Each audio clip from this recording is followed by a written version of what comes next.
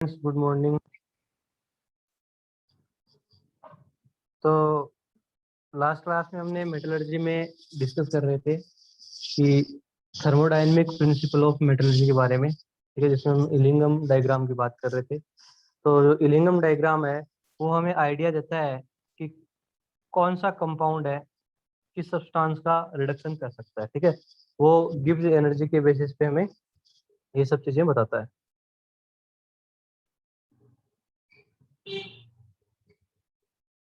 बोलो।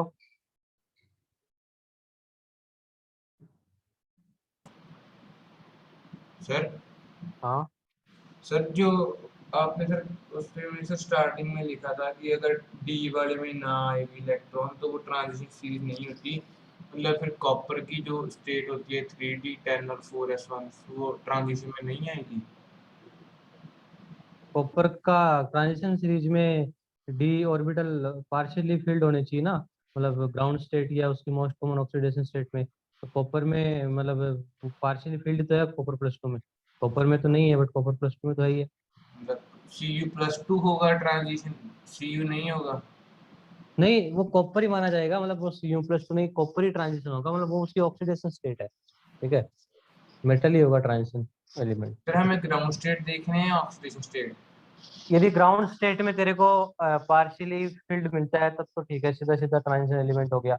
यदि ground state में नहीं मिलता तेरे को तो फिर तेरे को एक बार most common oxidation state check करनी है। यदि दोनों में नहीं मिलता तब नॉन ट्रांजिशन है, दोनों में से एक में मिल जाए तो ओके ट्रांजिशन। Okay sir.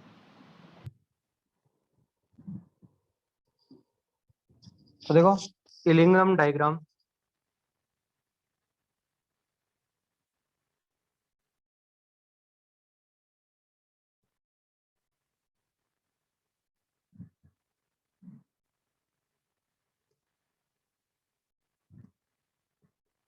तो इलिंगम ने ग्राफ प्लॉट किए थे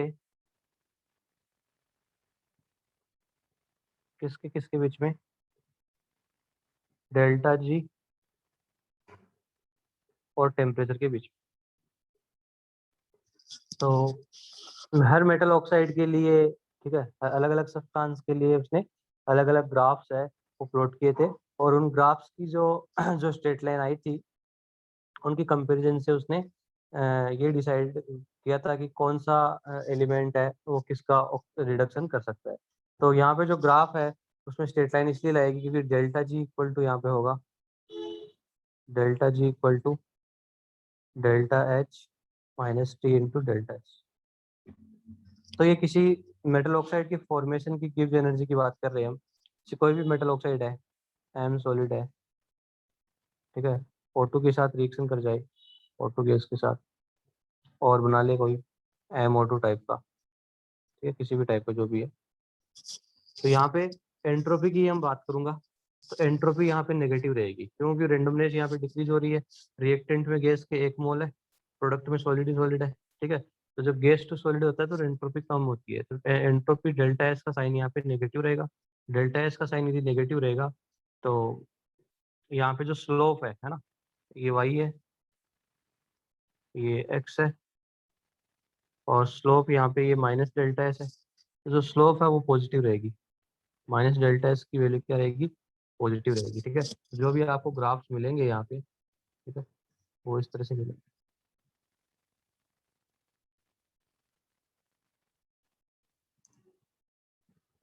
इस टाइप से। और कई बार सडन ऐसे इंक्रीमेंट मिलेगा ग्राफ में, ठीक है। तो ये सडन इंक्रीमेंट है वो किसको दिखाता है, ये मेल्टिंग पॉइंट को दिखाता है। जब भी मेटल है वो मेल्ट होगा, उसका जो मेल्टिंग पॉइंट है उसको दिखाएगा ये सडन इंक्रीज इन डेल्टा। तो इलिंगम डायग्राम के बेसिस में हम क्वेश्चंस कैसे सॉल्व कर सकते हैं, पहले इसको हम कुछ समझते हैं। देखो पहले मैं आपको कुछ बताता हूँ उसके बारे में, शेयर करते पिक।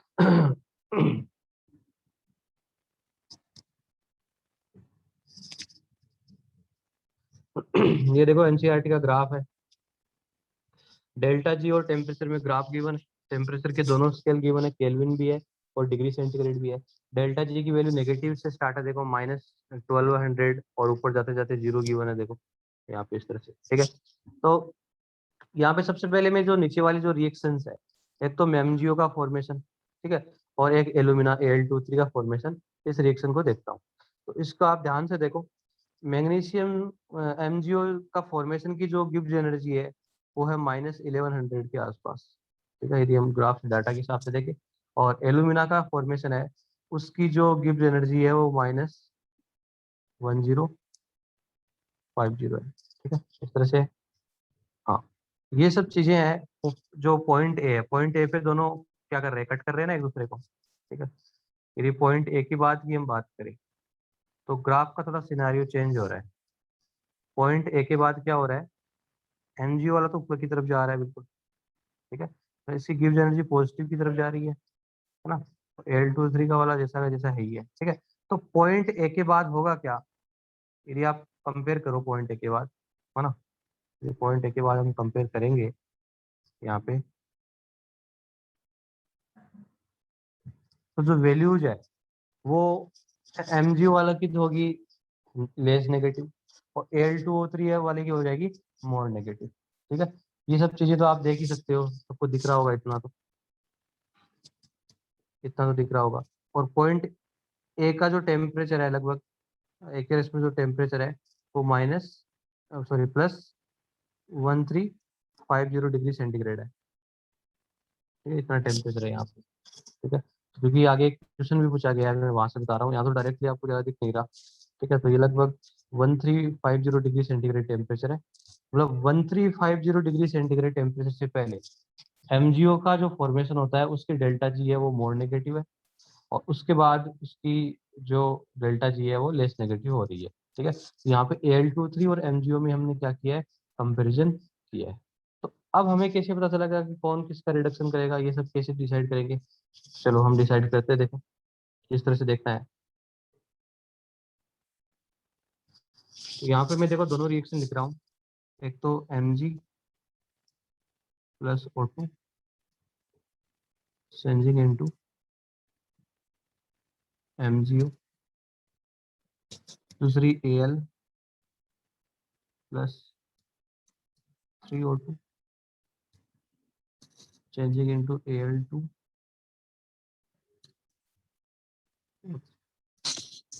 तो इनकी गिव्स एनर्जी की वैल्यू है, इसकी डेल्टा G1 की वैल्यू है वो है -1100, इसकी गिव्स एनर्जी है वो है -1050, ठीक है। चलो अब रिडक्शन की बात है, तो रिडक्शन किसका होता है, रिडक्शन तो ऑक्साइड का होता है ना भाई, मेटल का थोड़ी होता है। मेटल तो ऑलरेडी, हम रिडक्शन देखेंगे तो या तो Al2O3 का देखेंगे या MgO का देखेंगे, है ना, उससे ऑक्सीजन हट जाए तो उसका रिडक्शन देखेंगे। चेक करते हैं कि कौन किसको रिड्यूस कर सकता है। तो मैं आपको डायरेक्टली बताऊं, मतलब वो आप प्रूव ही कर लेंगे, जिसका ग्राफ जितने ज्यादा नीचे होता है, मतलब इलिंगम डायग्राम जब आप देखोगे तो ग्राफ जिसका जितने ज्यादा नीचे होगा, मतलब जिसकी डेल्टा जी जितनी ज्यादा नेगेटिव होगी, वो किसी दूसरे वाले ऑक्साइड का क्या कर सकता है, रिडक्शन कर सकता है। यहाँ पे आपका MgO वाले की ज्यादा नेगेटिव है, तो यहाँ पे जो मैग्नीशियम मेटल है वो रिडक्शन कर सकती है किसका, एल्यूमिना का। Mg यहाँ पे एक रिड्यूसिंग एजेंट की तरह काम करेगा, और वो करेगा भी, देखो किस तरह से रिडक्शन करेगी, देखो, है ना। यदि Al2O3 का रिडक्शन करना है तो कैसे होगी रिएक्शन, देखो पहले तो इस रिएक्शन को मैं उल्टा कर रहा हूँ, है ना। Al2O3 का रिडक्शन कैसे तो करेगा, Al2O3 है, उसके साथ कंबाइन होगी मैग्नीशियम, Mg होगी, क्या बन जाएगी, एल्यूमिनियम तो अकेला हो जाएगा बिल्कुल, है ना, इससे ऑक्सीजन रिमूव हो जाएगी और मैग्नीशियम को ऑक्सीजन मिल जाएगी, ठीक है। तो यहाँ पे 3 लगा देता हूँ। हाँ, तो इस तरह से रिएक्शन होगी, है ना। तो यही तो हुआ ना रिडक्शन, एक तरह से एल्यूमिना का मैग्नीशियम में रिडक्शन किया, तो इसी तरह से रिएक्शन होगी। Al2O3 + Mg, एल्यूमिनियम हो जाएगा अलग, है ना, और MgO बन जाएगा। मैग्नीशियम ऑक्सीजन के साथ कंबाइन होके खुद MgO बना लेगा, खुद का क्या कर लेगा, ऑक्सीडेशन कर लेगा। अब इस रिएक्शन की आप गिव्स एनर्जी देखो, है ना, जो हमने बनाई है वो किससे डिसाइड होगी, ऊपर वाले से डिसाइड होगी। आपने थर्मोडायनेमिक्स में पढ़ा है, तो इसकी गिव्स एनर्जी कितनी हो जाएगी, है ना, तो निकालनी आती है। तो मैंने इसको रिवर्स किया, तो इसका कितना हो जाएगा, यदि इसको मैं ऐसे लिखूँ Al2O3, मैंने इसको रिवर्स कर दिया सेकंड वाली रिएक्शन को, 2Al + 3/2O2, तो प्लस में आ जाएगी वैल्यू, कितनी आ जाएगी, +1050 हो जाएगी, +1050 हो जाएगी, ठीक है। और अब दोनों को क्या कर देंगे, हम ऐड कर देंगे। दोनों को क्या कर दो, आप ऐड कर दो। ठीक है, तो ऐड करने से जो नेट यूज एनर्जी है, ठीक है, वो आपको कितनी मिल जाएगी। मतलब आप थोड़ा कोफिशिएंट को देखते हुए ऐड करो तो बेटर रहेगा। ठीक है, यहाँ पे थोड़ा कोफिशिएंट मैच नहीं कर रहे, तो मैं वो रिएक्शन लिख देता हूँ एनसीईआरटी वाली। ठीक है, ताकि आपस में कैंसिल हो जाए। कुछ चक्कर और रहेगा मल्टीप्लाई का, ये सब करने का वो चक्कर रहेगा। तो मैं वो रिएक्शन लिखूं तो वो लिख दो आज, जो भी आप समझ लेना, समझने का तरीका है।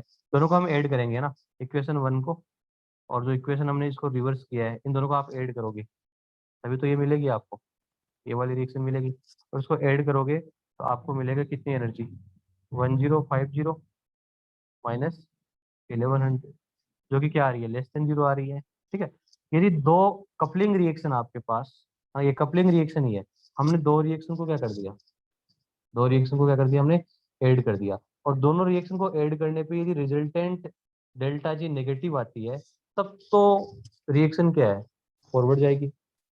हाँ, तब तो रिएक्शन क्या जाएगी, फॉरवर्ड जाएगी। ठीक है, हाँ मल्टीप्लाई कर दो, मल्टीप्लाई कर दो, 3 से मल्टीप्लाई करके ऐड कर सकते हो आप। ठीक है, जो भी आई है बस एलिमेंट कैलकुलेशन है। यहाँ पे समझने की बात ये है कि कौन किसका रिडक्शन कर सकता है।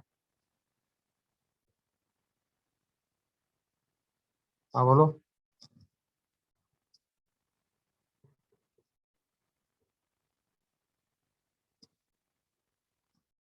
कौन किसका रिडक्शन कर सकता है। सर इसमें सर टेम्परेचर मैटर नहीं करेगा सर,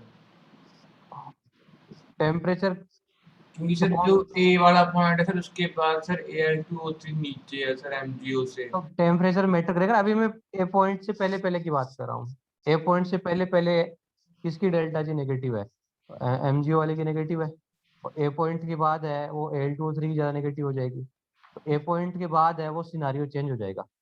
ओके। कोफिशिएंट से मल्टीप्लाई करने पे गिव्स एनर्जी भी मल्टीप्लाई हो जाती है। ठीक है, कोफिशिएंट से मल्टीप्लाई करने पे गिव्स एनर्जी भी क्या हो जाती है, मल्टीप्लाई हो जाती है। ठीक है, हाँ, जिस कोफिशिएंट से आप मल्टीप्लाई करते हो, गिव्स एनर्जी भी उसी कोफिशिएंट से मल्टीप्लाई हो जाती है। तो यदि आपके पास दो रिएक्शन है, मतलब आपने दो कपलिंग रिएक्शन बनाई है ना, जैसे आपके पास एक एमजीओ वाली थी, एक Al2O3 वाली थी। अब आपको ये चूज करना था कि मैग्नीशियम Al2O3 का रिडक्शन करेगा या एल्यूमिनियम एमजीओ का रिडक्शन करेगा। इस चीज को देखने के लिए आप क्या करो, दोनों रिएक्शन ऐड कर दो, है ना। ऐड करके आप देखो कि नेट डेल्टा जी यदि नेगेटिव आती है, तो आपने जो चीज कंसिडर की थी वो सही है। मैंने पहले ये कंसिडर किया था कि मैग्नीशियम है वो एल्यूमिना का रिडक्शन कर सकता है। मैंने इसीलिए कंसिडर किया कि मैग्नीशियम वाले की जो रिएक्शन की जो डेल्टा जी है वो सबसे ज्यादा नेगेटिव है। जिस रिएक्शन की डेल्टा जी जितनी ज्यादा नेगेटिव होगी, वो ऊपर जो दूसरी वाली रिएक्शन है उसका क्या कर सकती है, रिडक्शन कर सकती है। तो इलिंगम डायग्राम में अब जब भी आप ग्राफ देखोगे, जिसका ग्राफ जितना नीचे लाई करेगा, ठीक है, वो उसका रिडक्शन क्या कर सकता है, आसानी से कर सकता है। बट आपको क्रॉस सेक्शन पॉइंट के बाद के भी सिनारियो देखना है। जैसे ए पॉइंट आपने देखा था, ए पॉइंट के बाद सिनारियो क्या हो जाएगा, रिवर्स हो जाएगा। ए पॉइंट के बाद एल्यूमिनियम रिडक्शन करेगा एमजीओ का। ठीक है, तो ये इलिंगम डायग्राम हमें बताता है कि कौन सा जो मेटल है वो किस मेटल ऑक्साइड का रिडक्शन कर सकता है। क्या कार्बन किसी मेटल ऑक्साइड का रिडक्शन कर सकता है, क्या कार्बन मोनोऑक्साइड किसी मेटल ऑक्साइड का रिडक्शन कर सकता है।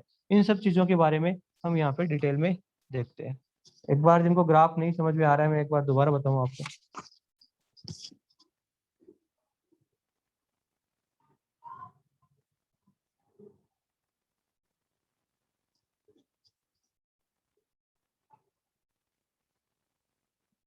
तो ग्राफ में आप देख सकते हो, एक तो Al2O3 की फॉर्मेशन की लिखी हुई है, एक MgO का लिखा हुआ है। तो आप ये डेल्टा जी की वैल्यू है वो MgO वाले में ज्यादा नेगेटिव है ना। तो जो ए पॉइंट है, ए पॉइंट तक कौन रिडक्शन कर सकता है, मैग्नीशियम रिडक्शन कर सकता है ऊपर वाले ऑक्साइड का। नीचे वाला मेटल है, ऊपर वाले का रिडक्शन कर सकता है। और इस पॉइंट के बाद की हम बात करें, ए पॉइंट के बाद, मतलब यहाँ टेम्परेचर 1350 के ऊपर जो टेम्परेचर रहेगा, उसके बाद ये ग्राफ तो ऊपर की तरफ जा रहा है, तो इसकी डेल्टा तो जी क्या हो रही है, लेस नेगेटिव की तरफ जा रही है। ठीक है, हाँ। अब क्या होगा, ये नीचे है, नीचे कौन है, एल्यूमिनियम वाला। तो एल्यूमिनियम रिडक्शन कर सकता है एमजीओ का। ठीक है, इस तरह से होगा। बट यहाँ पे मैग्नीशियम रिडक्शन कर रहा है किसका, Al2O3।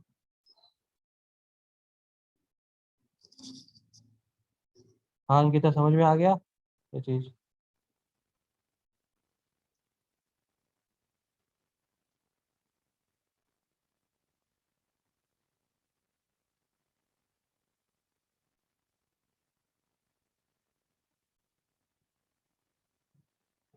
ठीक है, तो बहुत ही आसान है।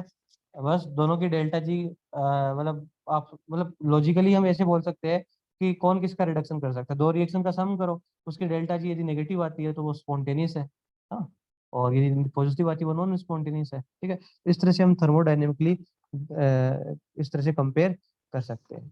अब इलिंगम डायग्राम है, उसके एप्लीकेशंस है, मतलब मेटलर्जी में जितने भी प्रोसेस होते हैं, चाहे आयरन का एक्सट्रैक्शन हो, ठीक है, चाहे किसी और चीज का एक्सट्रैक्शन हो, तो वहां पे इलिंगम डायग्राम का बड़ा ही इंपॉर्टेंट रोल है। ठीक है, तो उस चीज को हम देखते हैं। तो एक तो चीज यहाँ पे आपको बताना चाहता हूँ कि आयरन का जो ऑक्साइड होता है ना, आयरन का जो भी ऑक्साइड होता है, उसके रिडक्शन के लिए जो मतलब रेंज होती है, ठीक है, वो 1073 केल्विन होती है। ठीक है, मैं आपको वो ग्राफ दिखाता हूँ, एक चीज ये आप और समझ लो यहाँ पे।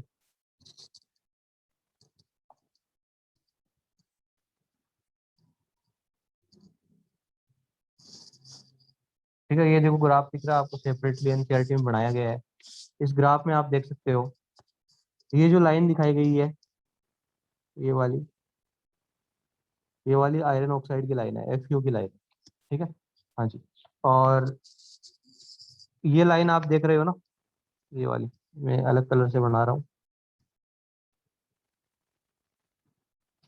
ये कार्बन से कार्बन मोनोऑक्साइड के फॉर्मेशन की लाइन। क्या है?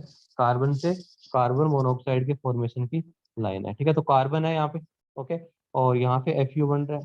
तो आप ध्यान से देखो, ये इनका क्रॉस सेक्शन पॉइंट ये रहा।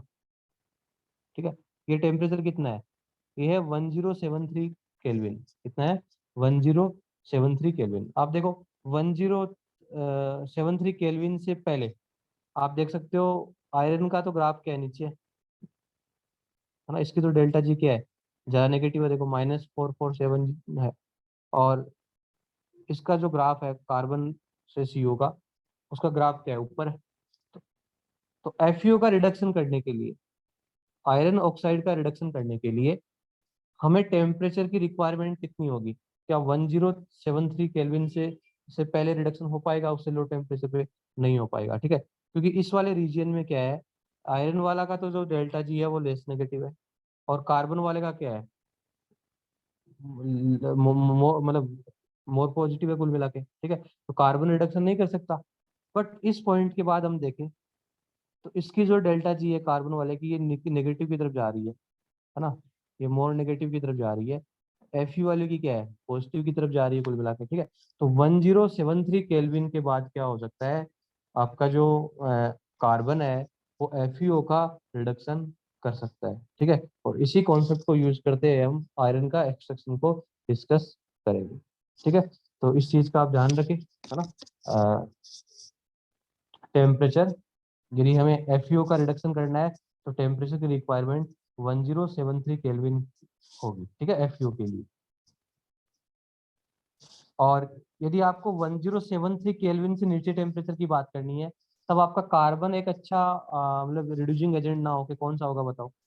इस ग्राफ में मुझे बताओ, यदि आपको टेम्परेचर है ही नहीं, मान लो आप प्रोवाइड नहीं कर सकते 1073 केल्विन, तो which one is the better reducing agent here? जब टेम्परेचर लेस देन 1073 हो। हाँ, तो हम कार्बन मोनोऑक्साइड यूज करेंगे। किसको यूज करेंगे? जब टेम्परेचर है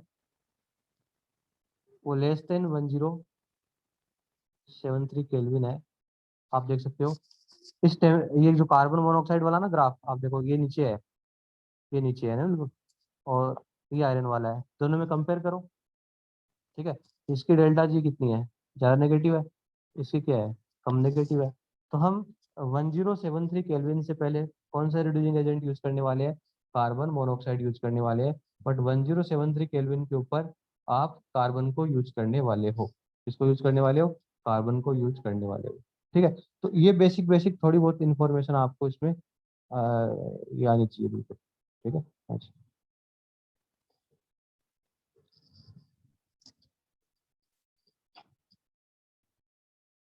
एक और चीज मैं आपको बताना चाहता हूँ मतलब इलिंगम डायग्राम के हिसाब से तो हमें लग रहा है कि कार्बन है वो हाई टेम्परेचर पे रिड्यूसिंग एजेंट की तरह यूज किया जा सकता है, ठीक है।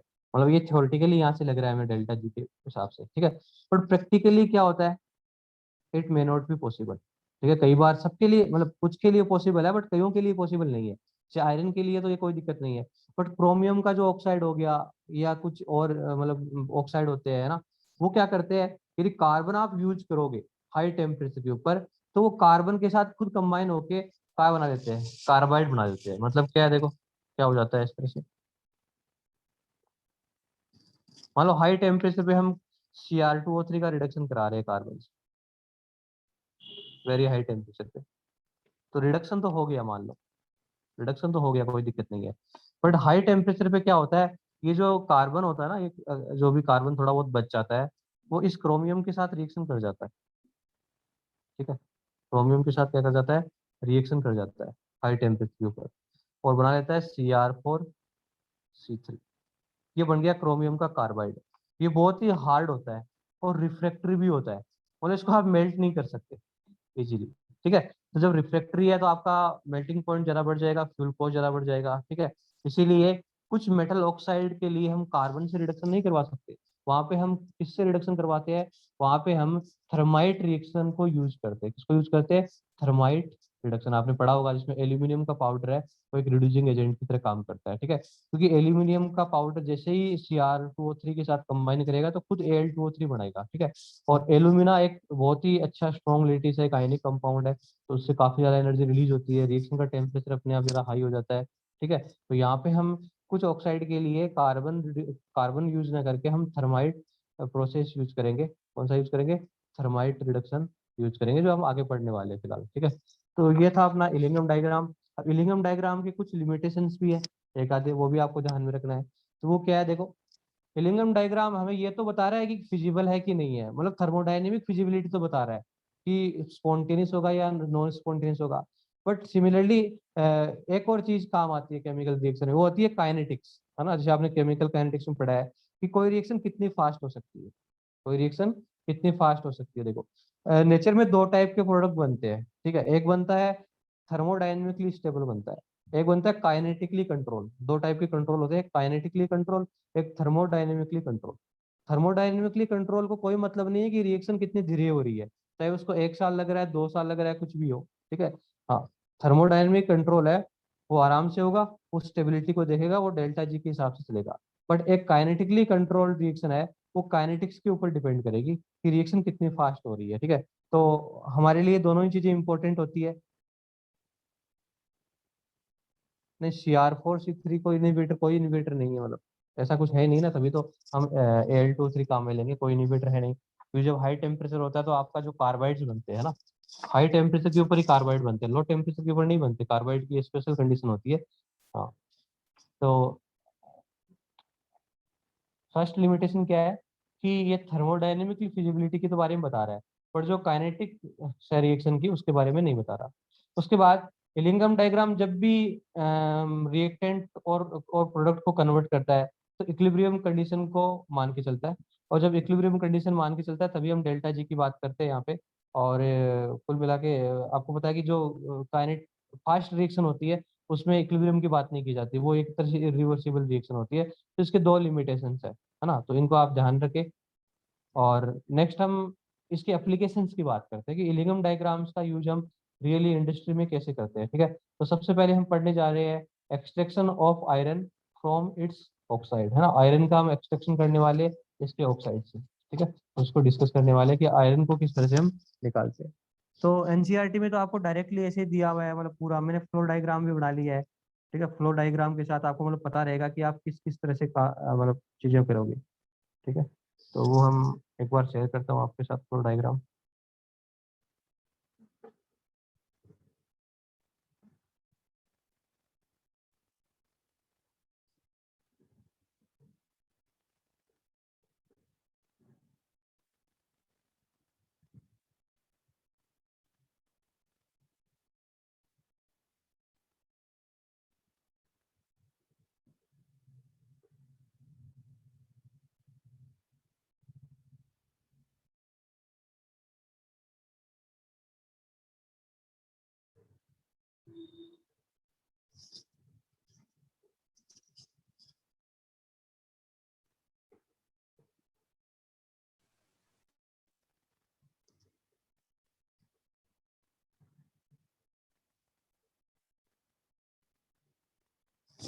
तो ये फ्लो डायग्राम समझने के लिए है, इसको रटना नहीं है, मतलब समझना कि प्रोसेस कैसा हो रहा है, ठीक है। बाकी हम देखते हैं।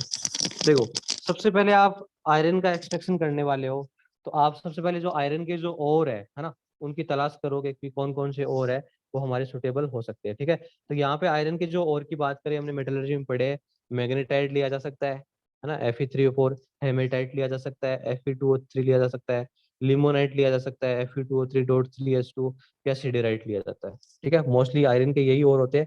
जो सल्फाइड ओर होता है उसमें तो मेटल का परसेंटेज क्या होता है, कम होता है, ठीक है। हाँ जी। तो ये ओर ऑफ आयरन है, मैग्नेटाइट, हेमेटाइट, लिमोनाइट और सिडेराइट, ठीक है। आयरन क्रोमाइट भी यूज कर सकते हैं, बट मोस्टली यही होते हैं, है ना, जिसमें मैक्सिमम परसेंटेज रहता है। सबसे पहले आप जो ओर को लेना है, तो ओर को लेके करोगे क्या, वही कॉन्सेंट्रेशन ऑफ ओर करेंगे। सबसे पहला तो ये मेथड पढ़ाया था मैंने, कॉन्सेंट्रेशन ऑफ ओर, ठीक है।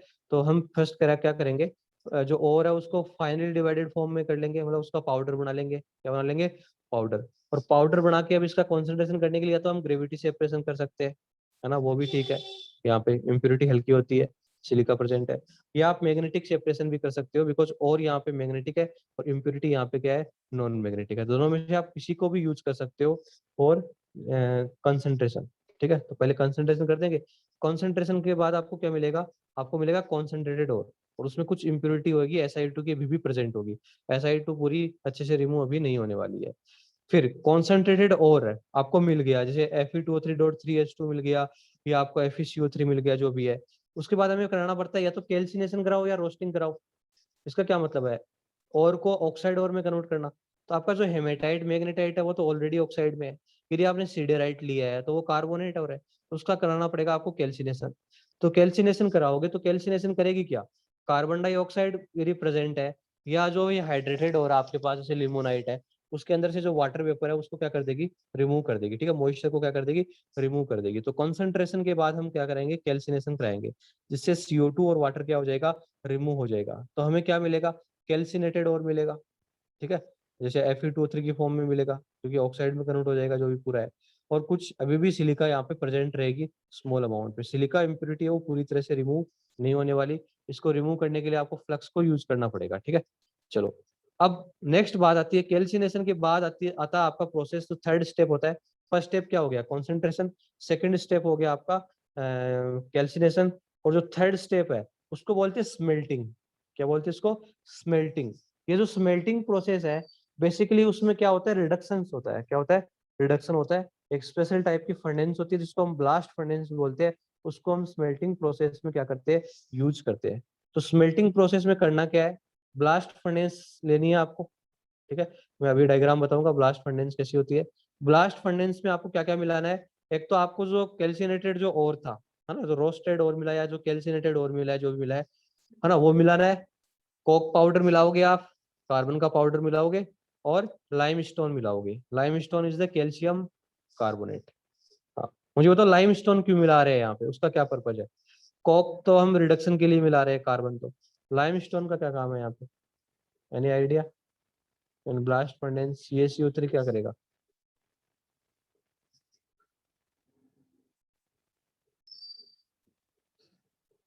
जो स्मॉल अमाउंट में जो SiO2 बची है, ठीक है, वो एक एसिडिक इम्प्योरिटी है।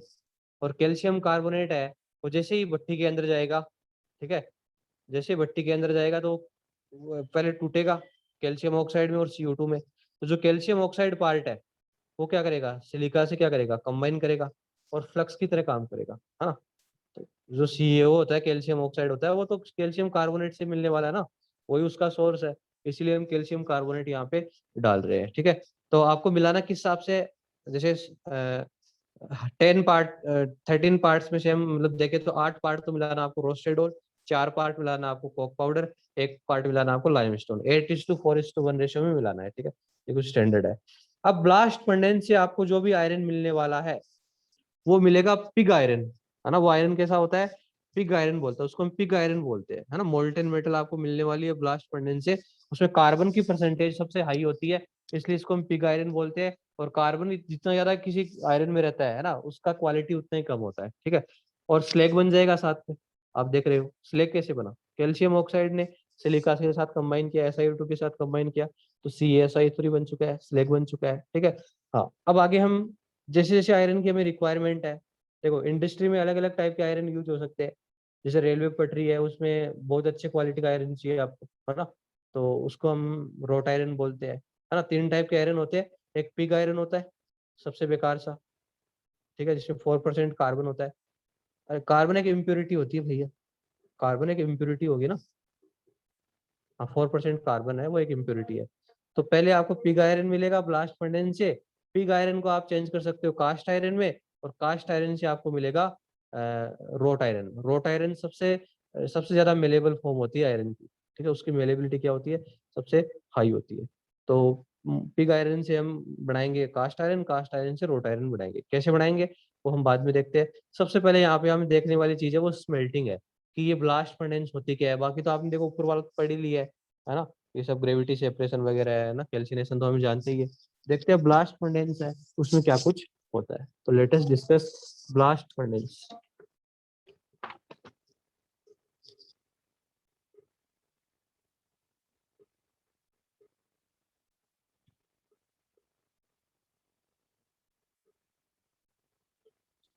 देखो ब्लास्ट फर्नेस का कुछ डायग्राम इस तरह से होता है।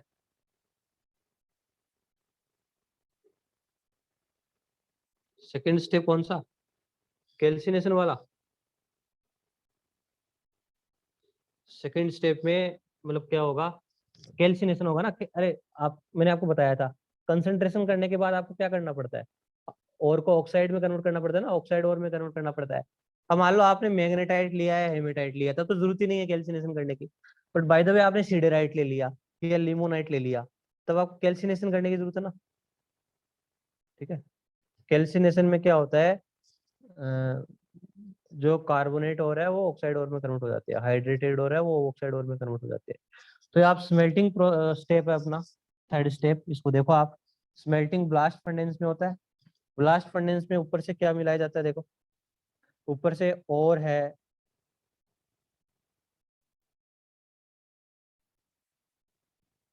हाँ वो एक्सपेंड करता है, सही बात है।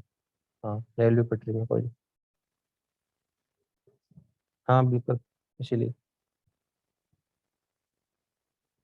ट्रेन का बैलेंस कैसे बनता है, नहीं कुछ ज्यादा एक्सपेंड थोड़ी करता है, मतलब ऐसा थोड़ी है, मतलब पूरा। उसके टायर भी तो थोड़े बहुत ना, मतलब इस तरह से फ्लेक्सिबल बनाए जाते हैं ना, ठीक है, थोड़ा बहुत एक आधी इंच इधर उधर हो सकते हैं, ठीक है। बाकी तो तेरे को ट्रेन के पास जाके देखना पड़ेगा कि नीचे किस तरह से क्या डिजाइन। तो ये देखो ब्लास्ट फर्नेस है, इसमें हम मिलाएंगे और लाइमस्टोन और कोक, ठीक है, ये मिलाएंगे, ठीक है, आप देख सकते हो। तो इसका जो, इसमें अलग अलग टेम्परेचर जोन होते हैं, है ना। देखो लो टेम्परेचर टू हाई टेम्परेचर, ज्यादा नीचे जैसे आप नीचे जाओगे तो भट्टी गर्म हो रही है, देखो बहुत ज्यादा हाई टेम्परेचर, बहुत ज्यादा हाई टेम्परेचर है ना। इस तरह से अलग अलग टेम्परेचर जोन हो रहे हैं, क्योंकि यहाँ जो अलग अलग टेम्परेचर जोन इसलिए है कि मैंने आपको बताया था कि लो टेम्परेचर पे आपका कार्बन मोनोऑक्साइड एक अच्छा रिड्यूसिंग एजेंट की तरह काम कर सकता है। हाई टेम्परेचर के ऊपर आपका कौन काम करेगा, फिर कार्बन करेगा ना, 1073 के ऊपर। इसीलिए अलग अलग टेम्परेचर जोन यहाँ पे सेट होते हैं, है ना, अलग अलग टेम्परेचर जोन यहाँ पे सेट होते हैं। देखो आप देख भी सकते हो, देखो लो टेम्परेचर में बात करते थे आपने, Fe2O3 था हमारा, ठीक है। तो रिडक्शन कौन कर रहा है शुरू शुरू में, देखो कार्बन मोनोऑक्साइड कर रहा है ना भाई, लो टेम्परेचर पे तो कार्बन मोनोऑक्साइड रिडक्शन कर रहा है ना।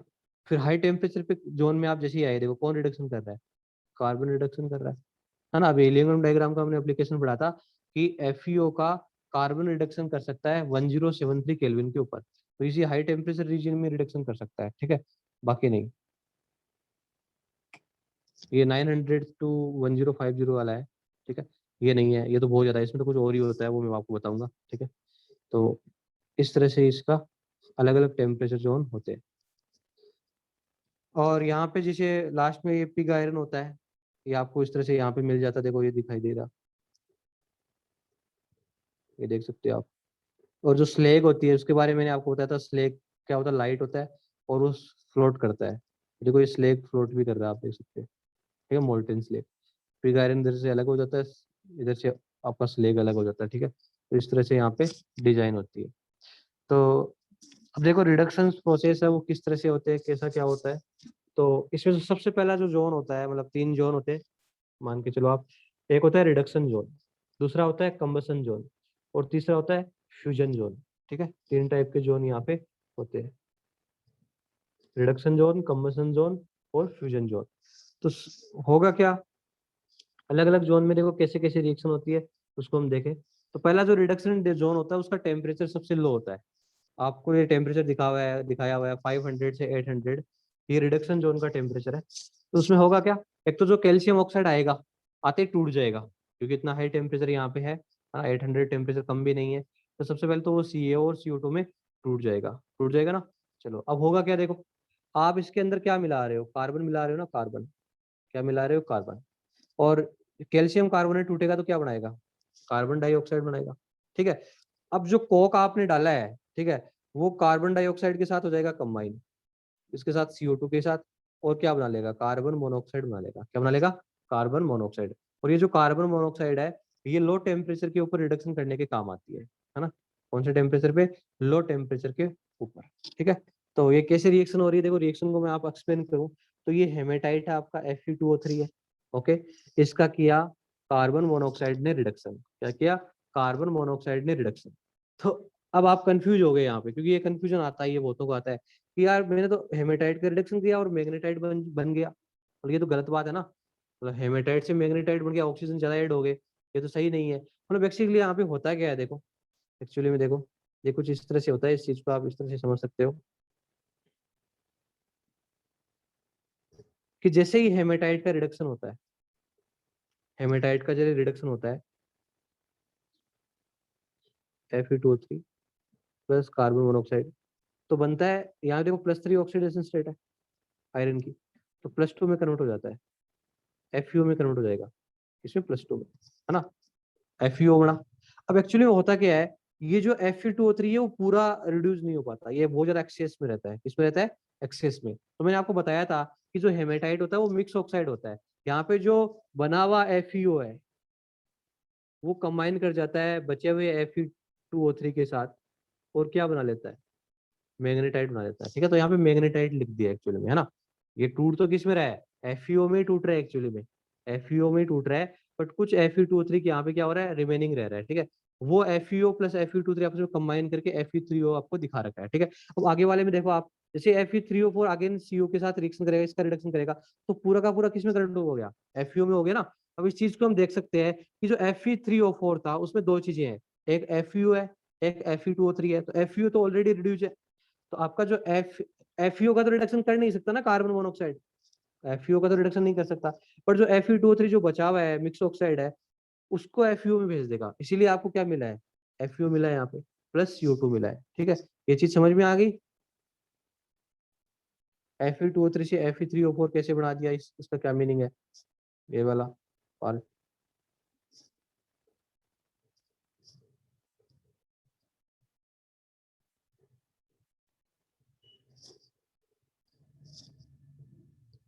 Fe2O3 है, उसका कार्बन मोनोऑक्साइड करती है रिडक्शन लो टेम्परेचर जोन में। ठीक है, तो उसको चेंज कर देती है FeO में, जो FeO है वो बचे हुए Fe2O3 के साथ कंबाइन करके Fe3O4 में कन्वर्ट हो जाता है। फिर Fe3O4 है, उसका CO रिडक्शन कर देती है। तो ओवरऑल जो Fe2O पार्ट है, जो मिक्स ऑक्साइड में जो Fe2O पार्ट है, उसका रिडक्शन FeO में हो जाता है। तो ओवरऑल आपको FeO मिलने वाला है, क्या मिलने वाला है, FeO मिलेगा। कार्बन मोनोऑक्साइड से आप रिडक्शन करोगे तो FeO मिलेगा, क्योंकि FeO का तो रिडक्शन कार्बन मोनोऑक्साइड है वो कर नहीं सकती। ठीक है,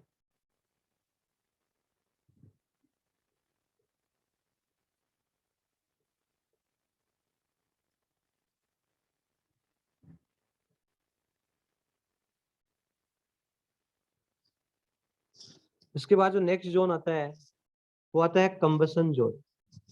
कंबसन जोन का टेम्परेचर 900 से 1500 है। तो यहाँ पे हाई टेम्परेचर रहेगा, 1073 टेम्परेचर की लिमिट पहुंच जाती है, जिससे आपका FeO का रिडक्शन हो जाता है आगे, इसका FeO का आगे रिडक्शन हो जाएगा। बर्निंग ऑफ कोक होता है, यहाँ पे 2 चीजें होती है और इसका रिडक्शन हो जाता है। और जो लास्ट जोन होता है, जो फ्यूजन जोन होता है, फ्यूजन जोन में स्लैग फॉर्मेशन होता है। वहाँ पे कैल्शियम ऑक्साइड प्लस SiO2 आपस में रिएक्शन करते हैं और CaSiO3 का फॉर्मेशन करते हैं। CaSiO3 का क्या करते हैं, फॉर्मेशन करते हैं।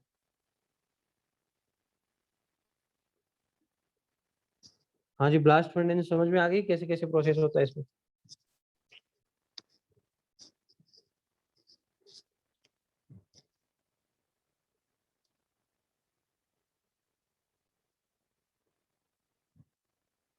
ब्लास्ट फर्नेस,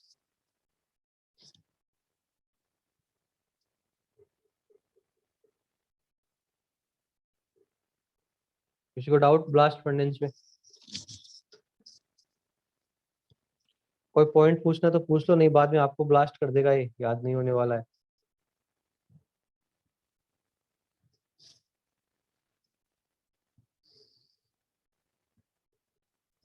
चलो फिर हम आगे डिस्कस करते हैं।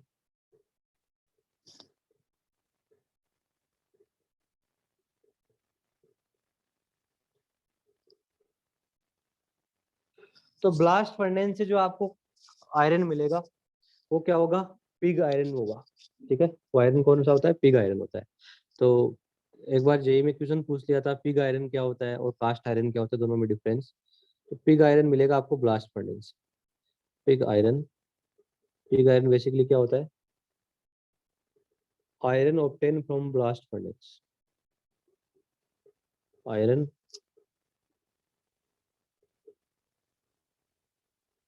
Obtained from blast furnace.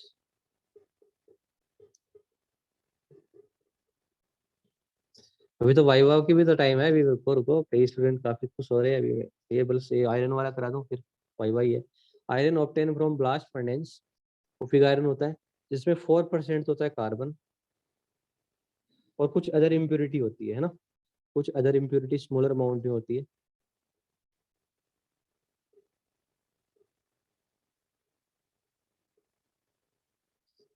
जैसे फॉस्फोरस हो गया, मैंगनीज हो गया, ठीक है, सिलिकॉन हो गया, सल्फर हो गया, ठीक है, ब्ला ब्ला, ये सारी इम्प्योरिटीज है, वो अदर प्रेजेंट भी होती है, तो इसको हम पिग आयरन बोलते हैं।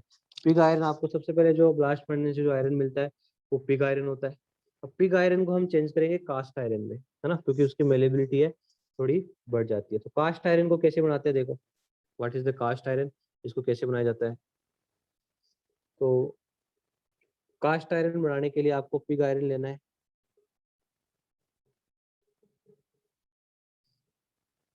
ठीक है, और इसमें आपको मिलाना है क्या, एक स्क्रेप आयरन मिलाना है। स्क्रेप, स्क्रेप आयरन का मतलब होता है आयरन का ऐसे पाउडर सा, एकदम बुरा सा, जो बेकार सा लोहा होता है, कोई यूज नहीं है ना, उसको स्क्रेप आयरन बोलते हैं। ठीक है, प्लस कार्बन मिलाना आपको कोक, ठीक है, और एयर को ब्लास्ट करना है। हॉट एयर की क्या करनी है, ब्लास्टिंग करनी है यहाँ पे, हॉट एयर। हॉट एयर मतलब टेम्परेचर तो हाई रखना ही पड़ेगा। तो पिग आयरन में जब आप स्क्रेप आयरन मिला के उसमें हॉट एयर की जब ब्लास्टिंग करते हो तो आपको मिलेगा कास्ट आयरन, कास्ट आयरन। और इस कास्ट आयरन में जो कार्बन का जो परसेंटेज हो जाता है वो रिड्यूस हो जाता है। यहाँ पे कार्बन होता है वो 2.5% रहता है कार्बन, ठीक है।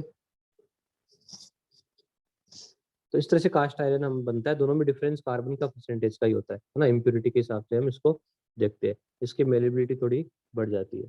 फिर दूसरे एक तीसरे टाइप का आयरन भी होता है, ठीक है। तीसरे टाइप का आयरन होता है, वो होता है रोट आयरन।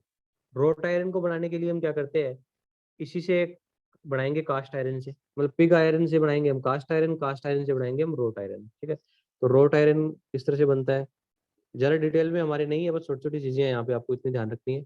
रोट आयरन बनाने के लिए बेसिकली क्या करना पड़ता है, एक स्पेशल टाइप की फर्नेस यूज करनी पड़ती है आपको, रिवर्बरेटरी फर्नेस। क्या यूज करते हैं हम, रिवर्बरेटरी फर्नेस यूज करते हैं। इसका एनसीईआरटी में डायग्राम देखा होगा आपने, रिवर्बरेटरी फर्नेस जो रोस्टिंग करने के काम आती है।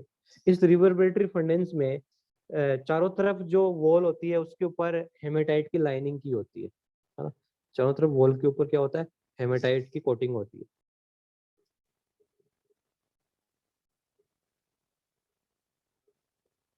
और इसके अंदर डाला जाता है कास्ट आयरन को, कास्ट आयरन। इसके अंदर कास्ट आयरन को डालते हैं। अब क्या होगा, इस फर्नेस में वही एयर ब्लास्ट होगी, ठीक है, जिससे जो इम्प्योरिटीज होती है ना, उनका ऑक्सीडेशन हो जाता है।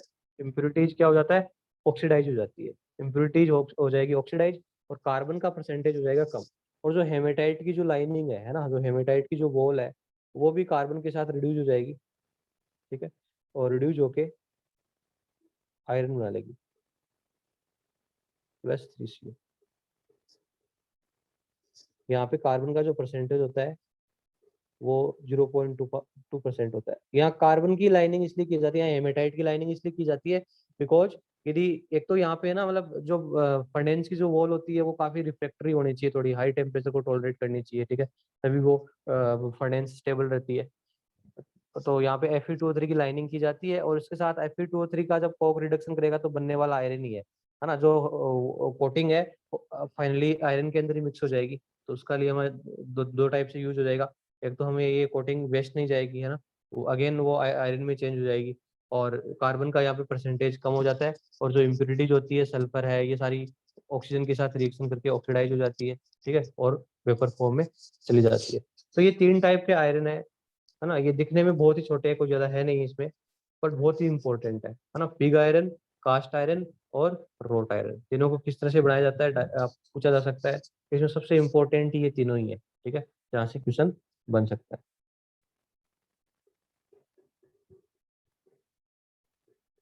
हाँ मुझे पता है ऊपर से जा रहा है।